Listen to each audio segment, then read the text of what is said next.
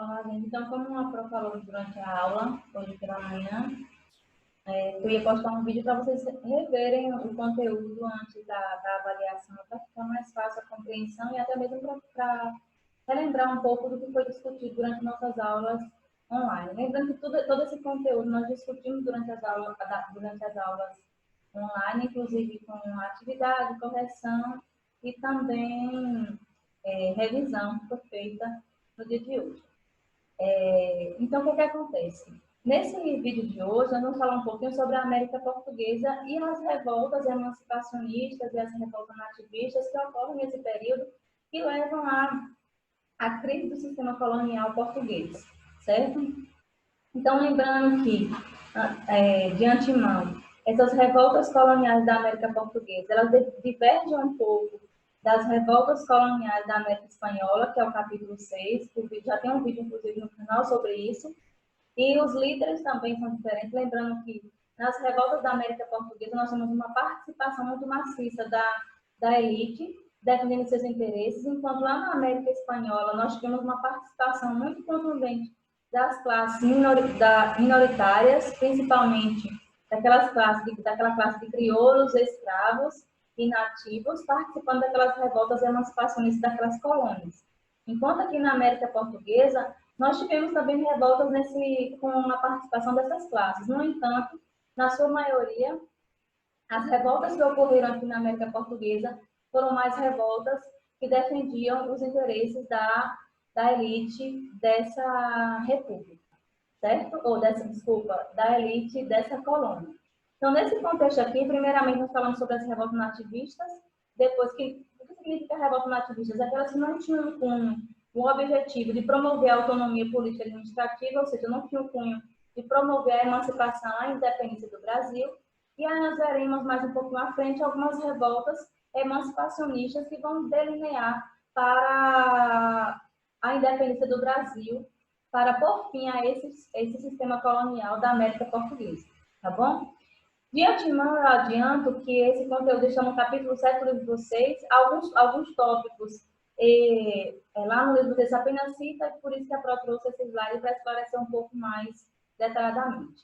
Então, a maioria das revoltas, elas criticavam em si algumas coisas que eram comuns. Quais eram as coisas comuns? Quais eram as críticas comuns dessas revoltas? A crítica ao alto custo dos preços dos produtos, a crítica à alta cobrança de impostos, era uma outra crítica comum que existia. Então, assim, eram as críticas que mais ocorriam nessas revoltas coloniais que levam a essa crise do sistema colonial português. Então, nós teremos aqui, por exemplo, essas revoltas, elas eram elitistas, como eu falei anteriormente, eram locais, tinham caráter local, não eram revoltas, não eram movimentos que abrangiam, digamos assim, a sociedade brasileira, ou a sociedade da América Portuguesa como um todo, em todos os territórios dessa colônia, tá bom? Os principais motivos, as principais propostas dessas revoltas era exatamente a crítica a essa alta cobrança de impostos, a crítica aos pactos coloniais estabelecidos e, principalmente, também a esse controle que a metrópole exercia sobre a colônia, que acabava tirando um pouco dos direitos, dos poderes dessa elite, que acabava diminuindo essa elite e impedindo que ela desenvolvesse economicamente nessa colônia. Então, as maiores críticas dessas revoltas nativistas eram basicamente essa. Algumas revoltas emancipacionistas, como o caso da Conjuração Mineira, que já vi nesse instante, também apesar de ter um cunho emancipacionista, era uma revolta que tinha como objetivo também favorecer a elite, visto que um dos seus líderes pertenciam àquela elite colonial mineira, tá bom? Então, aqui a primeira revolta que a Pro traz para vocês, que leva a essa crise do sistema colonial português, é exatamente essa revolta de Beckman, que vai ocorrer na região do estado do Maranhão, ela em meados do século XVII, e que a maior crítica dessa revolta de Beckman, liderada por dois irmãos, Manuel e Thomas Beckman, a maior crítica deles é o atrito com os jesuítas, onde eles não queriam permitir, na verdade, dar direito a esses jesuítas de escravizar esses índios, E também o fato da criação da Companhia do Comércio do Maranhão, que acabava restringindo essa comercialização e controlando essa comercialização de produtos por parte da metrópole, onde garantia esse monopólio da comercialização pela metrópole. E isso acabava atrapalhando o poder de comercialização desses colonos. Então, o principal motivo da revolta de Beckmann é exatamente esses dois. A briga entre esses latifundiários e esses jesuítas por conta do direito de escravização indígena. E o outro motivo é a criação da Companhia do Comércio do Maranhão, que acabava limitando, favorecendo o controle da metrópole naquele território e limitando os poderes desses grandes latifundiários, impedindo, na verdade, que eles desenvolvessem seu poder de comercialização, visto que essa comercialização, esse monopólio desse comércio, estava restrito a essa companhia, garantindo assim maiores lucros para a metrópole. E isso acabava atingindo, de certa forma, os poderes dessa elite colonial, prejudicando, digamos assim, essa lucratividade desses colonos, o que acaba gerando essas revoltas nativistas. Percebam que em nenhum momento aqui eles defendiam a independência, nem defendiam o fim da escravidão, muito pelo contrário. A busca aqui, a defesa aqui é exatamente de motivações, na verdade, de pontos que favoreciam aquela elite colonial. Então, nesse momento aqui, a revolta, ela ocorre, como a própria colocou aqui, pelo descontentamento dessas elites locais. Lembrando que isso vai ser bem repetitivo com relação às outras revoltas que vão levar essa crise de forma gradativa da colônia portuguesa, da América Portuguesa. E a maioria dessas revoltas, como eu falei logo no início, a maioria delas, elas se delimitavam nesses 3 pontos. Ao alto preço dos produtos, a questão escravocrata e a autonomia política e administrativa. Elas vão se delinear basicamente sobre isso, essa questão do monopólio exercido pela metrópole sobre a colônia. Então, aqui, nesse caso da revolta de Beckmann, essas são as principais motivações, a questão do monopólio que a metrópole exercia sobre a colônia, com a criação da Companhia do Comércio do Estado do Maranhão, e a questão da escravização indígena. Esses são os principais motivos, tá bom? Mas conseguem êxito, obtêm êxito? Não. Os líderes Thomas e Emanuel Beckmann são facilmente detidos pelas tropas da metrópole, pelas tropas do governo da metrópole, e foram enforcados em praça pública, lembrando que isso era uma prática muito comum das revoltas. Os líderes eram mortos em praça pública como um sinal de exemplo para que as pessoas vissem aquilo como exemplo e não fizessem a mesma prática que eles, não fizessem a mesma coisa que eles, garantindo assim um controle da metrópole, um controle da colônia, impedindo que essa colônia expandisse com esses ideais revolucionários e promovesse uma independência. O medo da América Portuguesa é que essa colônia, ela seguisse os mesmos ramos da América Espanhola e pudesse delinear sobre os mesmos acontecimentos, lembrando que lá as revoltas elas começam a ocorrer basicamente nesse mesmo formato e com o tempo acaba promovendo aquela independência daquelas colônias. Então, o medo da metrópole portuguesa era exatamente que essas revoltas coloniais elas pudessem não apenas levar à crise da colônia, mas que elas levassem, além disso, à independência dessa colônia, prejudicando, assim, os lucros da metrópole, certo? Então, assim, apesar dos líderes terem sido enforcados na revolta de Beckmann, essa companhia continua atuando, certo? Do Estado do Maranhão, mesmo com toda essa revolta. Os jesuítas continuam exercendo, retornam para o Estado do Maranhão, continuam exercendo sem a escravização indígena, que era uma das desculpas do governo ou da metrópole, que esses jesuítas iam para essas regiões para catequizar os índios, com essa desculpa de catequização. Existiu a exploração do indígena, certo? Com eles primeiro conquistavam esse indígena, ganhavam a confiança desse indígena, que inclusive no processo de exploração de minério, uma das mãos de obras mais utilizadas será a mão de obra indígena, porque acontece aí, quando os bandeirantes chegam nesse interior, nós já tínhamos uma catequização indígena muito presente, então isso acaba favorecendo uma maior exploração dessa mão de obra nesse interior da colônia da América Portuguesa. Então, assim, não muda muita coisa, apesar de ter ocorrido a revolta de Beckman, os objetivos desses irmãos e de todas aquelas pessoas que estavam nessa revolta, eles não foram atingidos, muito pelo contrário, foram facilmente detidos pelas tropas da metrópole, pelas tropas portuguesas. Outra revolta muito comum nesse período, que também vai levar à crise colonial, outra revolta que também vai levar problemas para a metrópole, será a Guerra dos Emboabas, já num novo contexto, diferente daquela revolta de Beckman. Aqui nós teremos umas novas motivações. Será a Guerra dos Emboabas ocorre principalmente pelo fato da disputa na exploração das jazidas de minérios, principalmente as jazidas de ouro. E aí nós teremos essa guerra vai ser entre os bandeirantes paulistas, esses emboabas. Esses emboabas eram como se fossem forasteiros. Quem são esses forasteiros, próprios? Aquelas pessoas que eram atraídas por conta daquela alta exploração do ouro, e aí, no entanto, eram territórios que já possuíam donos, digamos assim, já tinham outras pessoas explorando.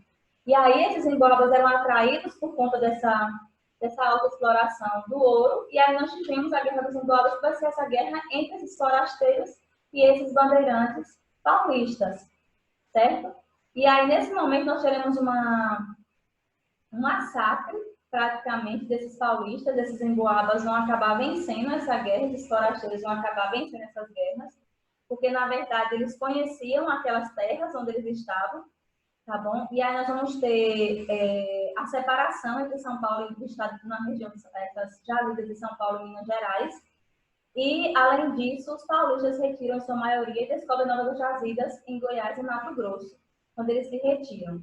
Mas a Guerra dos Emboabas, em si, a motivação não é aí nem cobrança de impostos e nem alto preço dos produtos. A Guerra dos Emboabas, ela ocorre principalmente numa disputa da exploração das jazidas de ouro, tá bom? Por conta que quando os bandeirantes, eles adentram ao interior da colônia, essas regiões, essas jazidas, normalmente, já vinham sendo exploradas por outros colonos, certo? E aí, esses bandeirantes, eles não querem dar direito, inclusive, mais à frente, a conjuração mineira, por exemplo, que vai ocorrer por conta da alta cobrança de impostos, nós teremos essa guerra aqueles conjurados mineiros reivindicando a alta cobrança de impostos.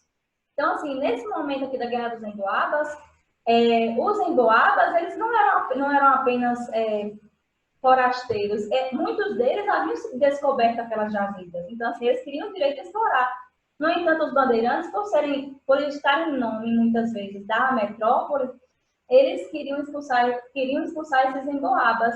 E é um dos motivos, essa Guerra dos Emboabas, vai ser um dos motivos para estabelecer o regime de exploração, o regime das minas. O regime das minas é como se fossem as normas de conduta de como explorar uma jazida a partir do momento que ela era descoberta. E nós vamos ter a devassa, que vai ser a punição a aquelas pessoas que eram contra o governo, que é exatamente para punir as pessoas que fazem essas revoltas. Nós vamos ter o aumento da cobrança de impostos, como a instalação da derrama, por exemplo, que era um novo imposto, a divisão dessas jazidas em datas, que era em partes, como aparece no tribunal online. Ou seja, era como de garantir o controle da metrópole sobre essa exploração, tentando evitar esses tipos de guerra. No entanto, nessa Guerra dos Emboabas, quem acaba vencendo são os emboabas, que na verdade eles conheciam o território que estavam lutando e eles tinham mais poder, digamos assim, um maior poder, melhor dizendo, sobre aquelas jazidas. No entanto, esses paulistas, quando eles se retiram, quando eles perdem a Guerra dos Emboabas, eles acabam descobrindo jazidas muito maiores fora daquele território mineiro. Outra revolta que também ocorreu, muito comum nessas revoltas coloniais nativistas, foi a Guerra dos Mascates, bem semelhante à revolta de Beckman. A causa aqui vai ser a reivindicação da autonomia política e administrativa, principalmente porque Olinda não aceita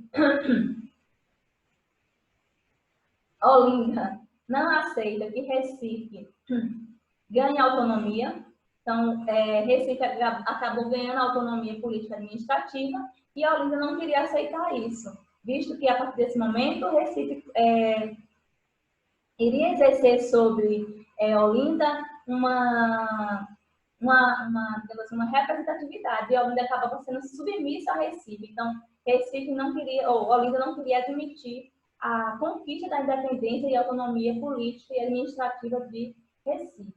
E nós vamos ter um conflito entre os grandes latifundiários de Olinda e os comerciantes portugueses de Recife. No entanto, é uma guerra que nós não temos muitos resultados, digamos assim, para Recife ou para Olinda, e muito pelo contrário, Recife acaba confirmando sua autonomia após a Guerra dos Mascates, e nós temos aí Recife tornando a capital do Pernambuco no início do século XVIII. Nesse momento, a Guerra dos Mascates chama-se Mascate de nome por conta dos comerciantes, que como os comerciantes nessa época eram conhecidos, os mascates.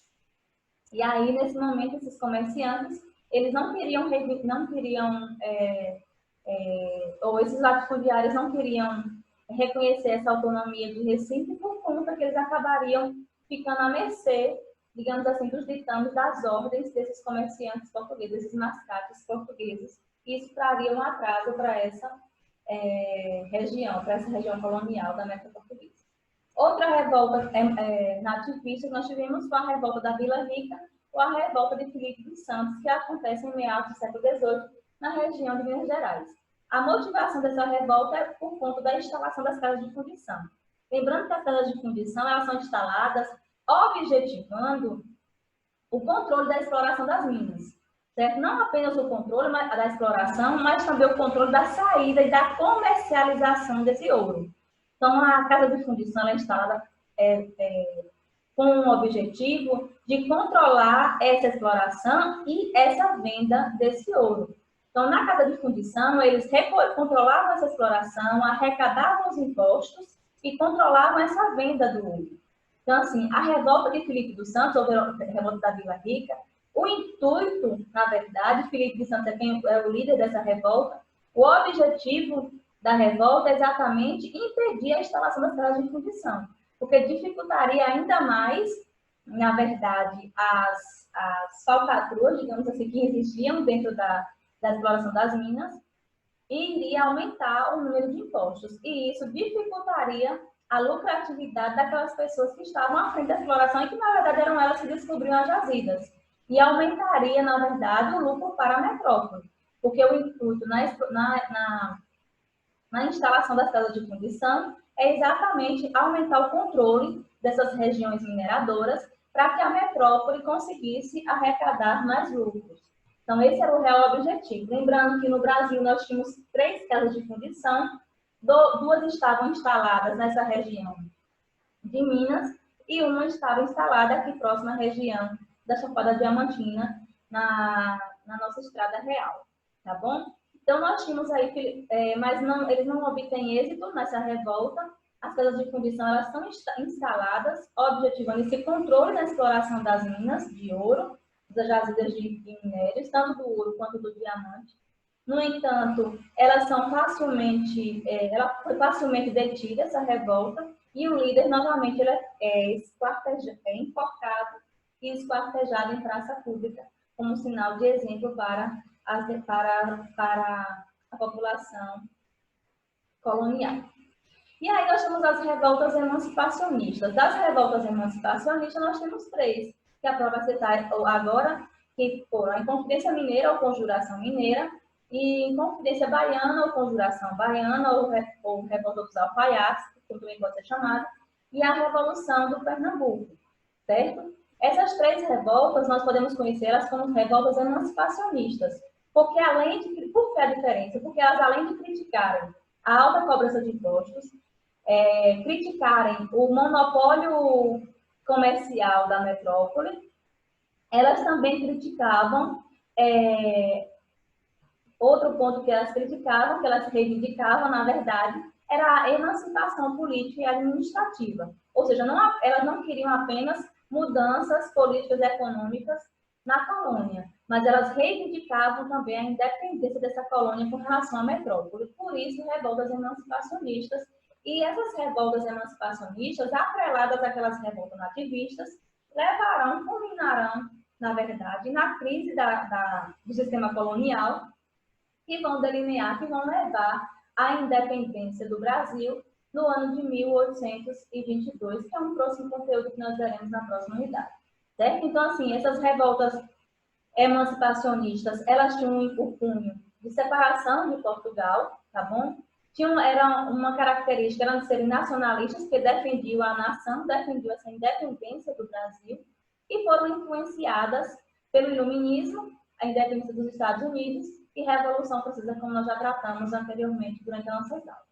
Então, assim, elas tinham, por que elas eram influenciadas por esses três movimentos, Iluminismo, independência dos Estados Unidos, Revolução Francesa, e aqui eu ainda acrescento a Revolução Haitiana. Então, por que elas eram influenciadas? Porque esses movimentos que a prosseguem foram movimentos que tinham como objetivo essa autonomia política, administrativa, e que tinham como objetivo também a independência da colônia com relação à metrópole, certo? Lembrando que nem todas as revoltas emancipacionistas, elas tinham como objetivo pôr fim à escravidão. Muitas revoltas emancipacionistas tinham o objetivo apenas de promover a independência, mas não tinha como objetivo de promover a escravidão. Poucas revoltas emancipacionistas tinham como objetivo promover o fim da escravidão. Como a Revolução Haitiana, por exemplo, o objetivo, além de ser emancipacionista, era pôr fim à escravidão. A Conjuração Baiana, ou a Revolta dos Alfaiates, além de quererem promover a independência, eles também queriam o fim da escravidão, ao contrário da Conjuração Mineira e Inconfidência Mineira. Eles queriam a independência do Brasil, ou a independência da autonomia política e administrativa, queriam, mas eles não reivindicavam o fim da escravidão. Tinha o intuito das ideias iluministas? Tinha. Tinha o ideal de igualdade? Tinha. Tinha o ideal de liberdade? Tinha. Mas em nenhum momento eles reivindicavam, eles pretendiam ou eles fortaleciam o ideal de abolição da escravidão. Muito pelo contrário. Porque a maioria dessas revoltas emancipacionistas, novamente, tinha um cunho elitista. Então, a elite colonial, na maioria dessas revoltas, estava à frente. Então, por conta disso, eles nunca queriam defender esse fim dessa escravidão, visto que era mão de obra, mas utilizada por essa elite, tá bom? Então, aqui, a Inconfidência Mineira, a maior crítica da Inconfidência Mineira era exatamente pela alta cobrança de impostos, pela proibição da colônia de produzir produtos manufaturados.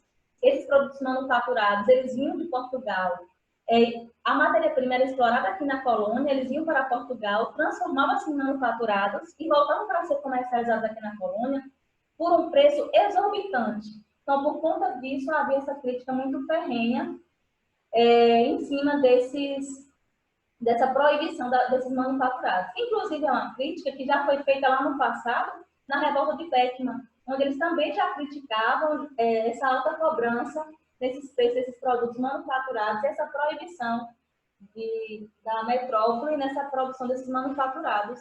O que acabava, para quê, Pro? Qual era o objetivo disso? O objetivo disso era garantir ainda mais lucros para a metrópole. Tudo isso a metrópole fazia para garantir, para fechar o cerco para a colônia, para que a colônia não desse condições para essa colônia se fortalecer, tá bom? Então, esse era o intuito da metrópole. Então, nós temos aí quem estava à frente dessa Inconfidência Mineira, lembrando que ela tinha um intuito de promover a independência de Minas Gerais. A maior crítica deles era o absolutismo monárquico, também a alta cobrança de impostos e o alto preço dos produtos manufaturados e a proibição da metrópole, da colônia, produzir esses manufaturados, restringindo assim a liberdade da colônia. Eles criticavam tudo isso. Então, os líderes eram todos membros da elite. Nós não tínhamos como líder apenas Tiradentes, né, Joaquim José da Silva Xavier, e ele é tido como líder maior por conta que quando eles são descobertos, os líderes são descobertos, ele toma a culpa toda para si. Ele assume a culpa e diz que ele estava à frente da revolta. E é daí que parte o ideal que a elite constrói de Tiradentes como herói da nação brasileira. Tiradentes não foi herói de coisa nenhuma. A imagem que é tida por Tiradentes, por ele ter sido enforcado em praça pública, os desenhos encomendados que foram pela elite, onde associava muito a imagem de Tiradentes, como Tiradentes ficou a imagem de Jesus Cristo, e por isso a elite utilizava essa ideia para conseguir esse apoio da massa e transformar Tiradentes num grande herói, certo? Mas ele não foi herói coisa nenhuma, pode ter sido herói para a elite, mas para a nação brasileira ele não foi herói, não. Ele não defendeu em nenhum momento o fim da escravidão, por exemplo, não defendeu em nenhum momento a igualdade social das classes. Ele estava ali apenas para defender os interesses respectivos da sua classe social, que era a elite. E aí, tido como herói, por que tido como herói? Porque ele simplesmente ele diz, eu sou culpado de tudo, eu vou arcar com todas as consequências da incompetência, do movimento. Podem fazer o que quiser comigo. E aí ele toma a frente do movimento para proteger, lógico, também os outros líderes e a elite mineira. E aí, nesse momento, ele vai ser criado o mito de Tiradentes, o herói Tiradentes, porque a elite mineira exatamente promoveu tudo isso. Ela constrói esse ideal de Tiradentes como um herói da nação, certo? Mas em nenhum momento eles tinham o objetivo de promover a independência do Brasil, porque na verdade eles queriam ali a independência de Minas Gerais. Inclusive tem aí a imagem no slide de vocês, liberdade antes de picardia, que é exatamente o lema da inauguração mineira. E nesse momento o intuito deles era exatamente promover essa independência dessa região e continuar com a mesma organização, digamos assim, política e administrativa, continuar com a escravidão, desigualdade social, e impedir, na verdade, o que eles queriam impedir, na verdade, era que a metrópole continuasse exercendo influência política, administrativa e econômica sobre aquela região, já que para eles era uma região que podia se sustentar, visto que nós temos uma região que possuía, nesse momento, uma alta produção de minérios. Então, nós temos aí uma região que gerava muitos lucros para a metrópole, tá bom?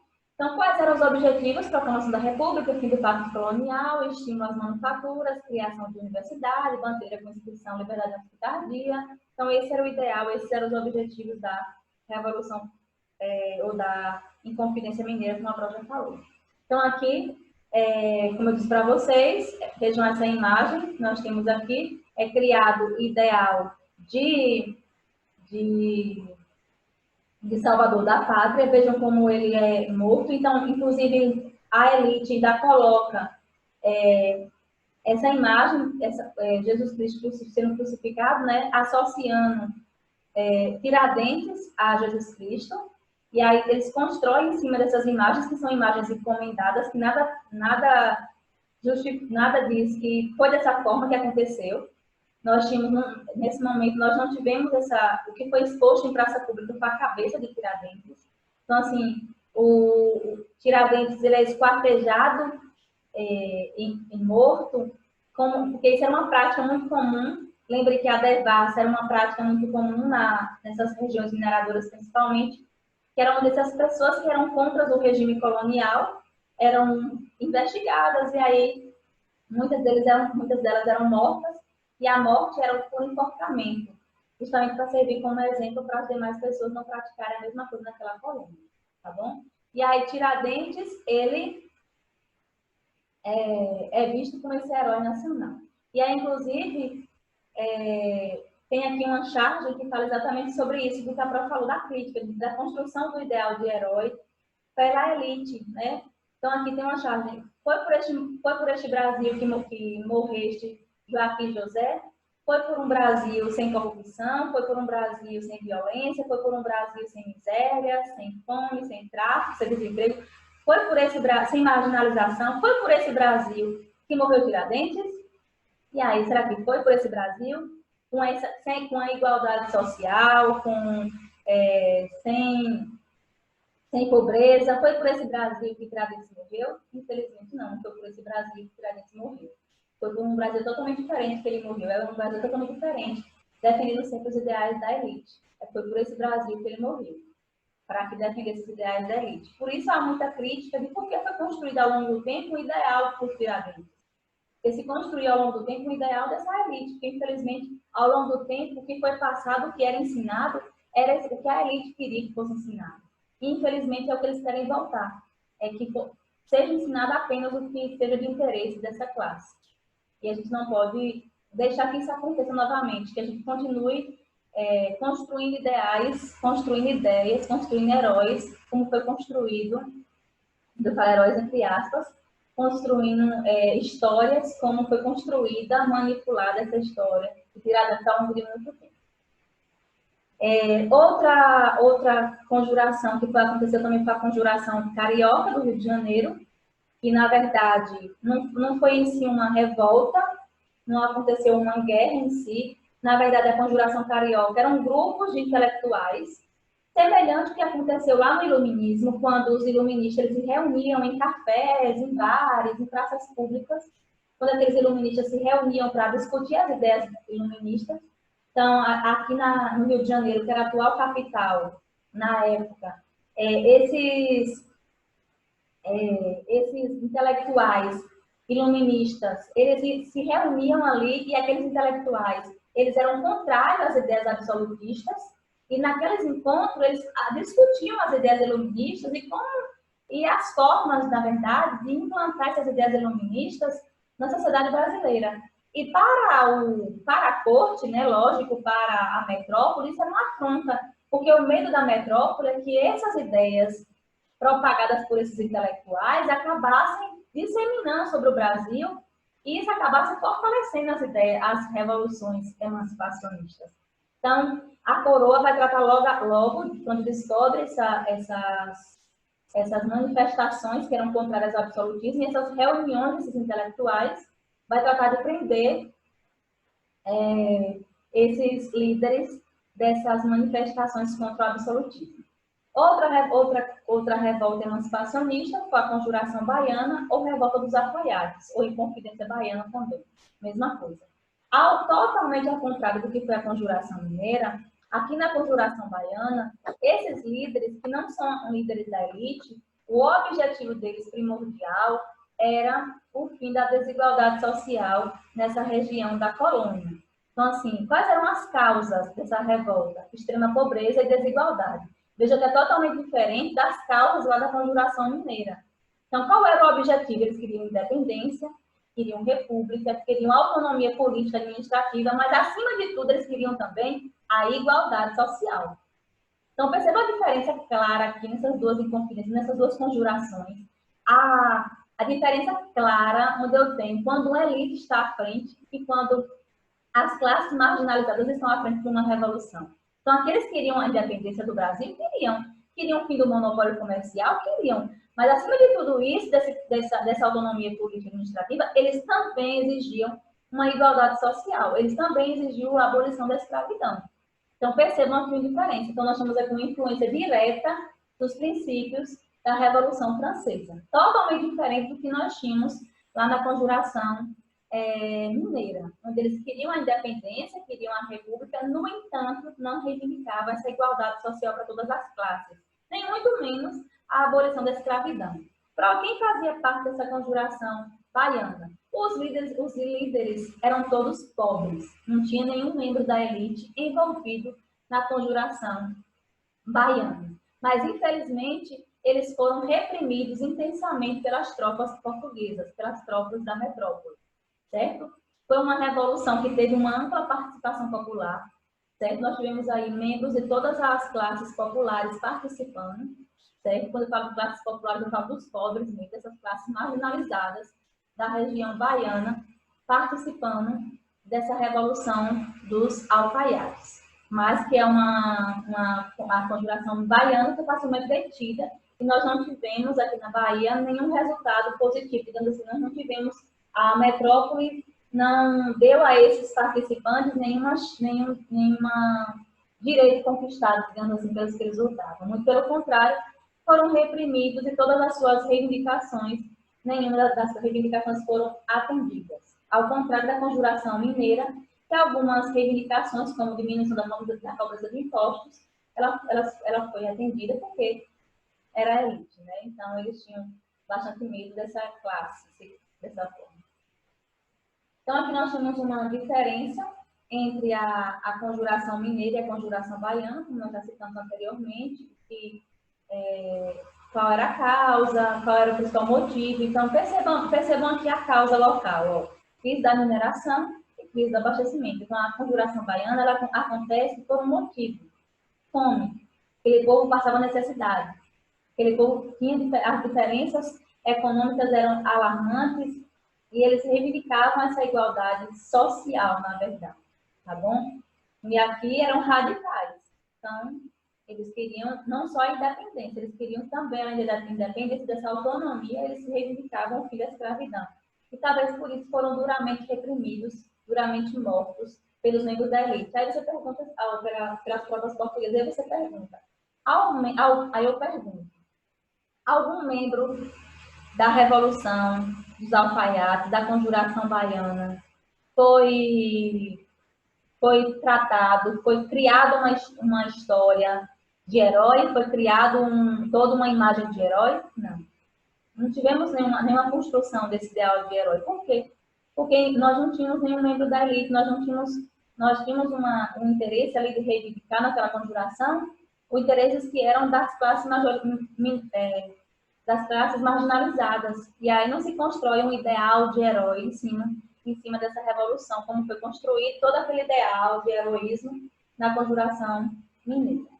A Revolução Pernambucana também é uma revolução emancipacionista, já vai acontecer aí em meados do século XIX.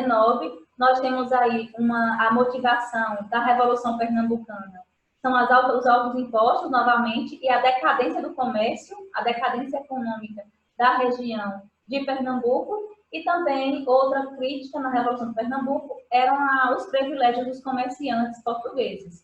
Porque apesar lembre que lá anteriormente, lá na revolta dos mascates, já tinha ocorrido uma guerra exatamente por conta disso, na revolta dos mascates. Então, aqui, novamente, nós temos uma nova revolução que criticava principalmente esses privilégios desses comerciantes portugueses.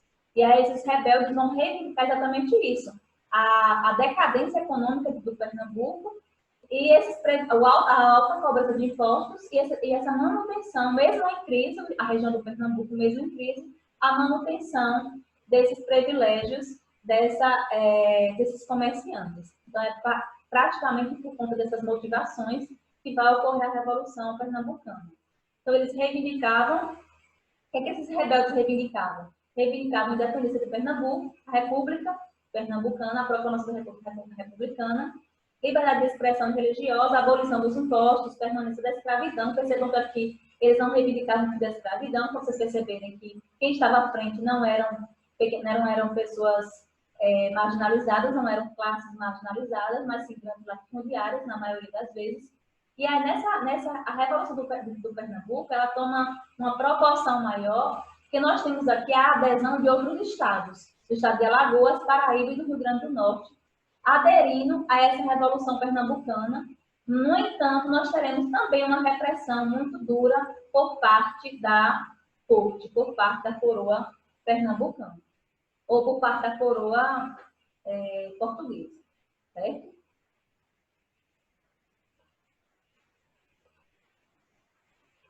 E aí nós finalizamos aqui essas revoltas que tinham o cunho, alguns cunhos políticos, econômicos e sociais, mas também tinham como intuito promover esse processo de independência do Brasil e que vão levar, com o tempo, essa crise colonial que vai delinear para a independência do Brasil no ano de 1822.